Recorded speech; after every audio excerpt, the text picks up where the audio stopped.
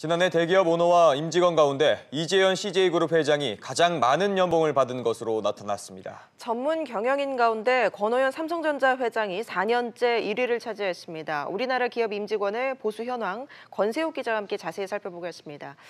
권 기자, 네. 가장 많이 받은 이재현 회장 얼마나 받았습니까? 네, 이재현 CJ그룹 회장은 지난해 160억 원을 받아서 재계에서 가장 많은 보수를 받은 것으로 나타났습니다. 이 회장은 지주사인 CJ에서 71억 원, 계열사인 CJ제일제당과 CJENM에서 각각 64억 원, 23억 원을 수령했습니다. 김택진 NC소프트 대표도 지난해 138억 원이 넘는 연봉을 받았습니다. 김 대표는 리니지 M의 흥행으로 인한 인센티브가 더해지며 재작년 연봉인 62억 원보다 2배가 늘었습니다. 관심을 모았던 이재용 삼성전자 부회장은 지난 2017년 3월부터 급여를 받지 않아서 사업보고서 보수 공개 대상에서 빠졌습니다. 네, 최근 대한항공 사내이사직에서 물러나게 된 조양호 한진그룹 회장은 얼마를 받은 겁니까? 네, 조양호 한진그룹 회장은 지난해 대한항공과 한진칼 등 5개 상장 계열사에서 모두 107억 원의 연봉을 수령했습니다. 재작년보다 40억 원 이상 늘어난 액수인데요. 공시 의무가 없는 4개 회사의 보수까지 더하면 총액은 더 많아질 것으로 추정됩니다. 예. 전현직 기업 오너를 다 합치면 지난해 경영 일선에서 물러난 이용렬 전 코오롱그룹 회장의 총액이 가장 많았습니다.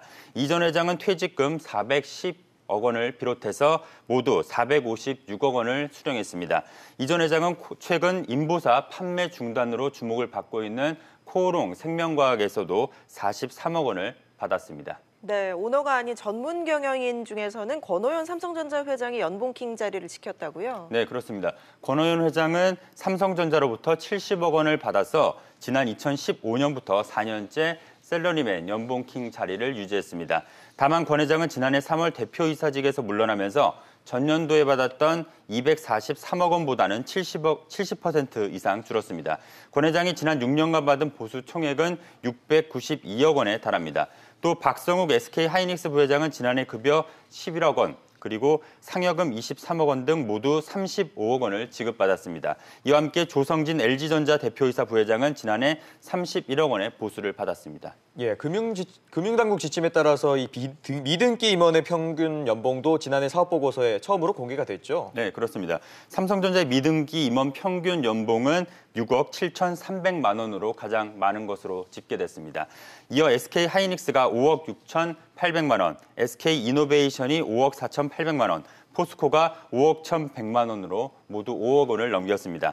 또 현대모비스는 4억 8,500만 원, 현대자동차는 3억 8,900만 원으로 나타났습니다. 네, 직원들의 연봉은 얼마나 되는지도 궁금한데요. 가장 많이 받은 곳은 어디입니까? 네, 삼성전자의 지난해 직원 1명당 평균 급여액은 1억 1,900만 원으로 집계됐습니다. 재작년보다 200만 원 오른 급여액입니다. 지난해 사상 최대 실적을 기록한 SK하이닉스의 평균 급여액은 재작년보다 800만 원 오른 1억 700만 원으로 나타났습니다.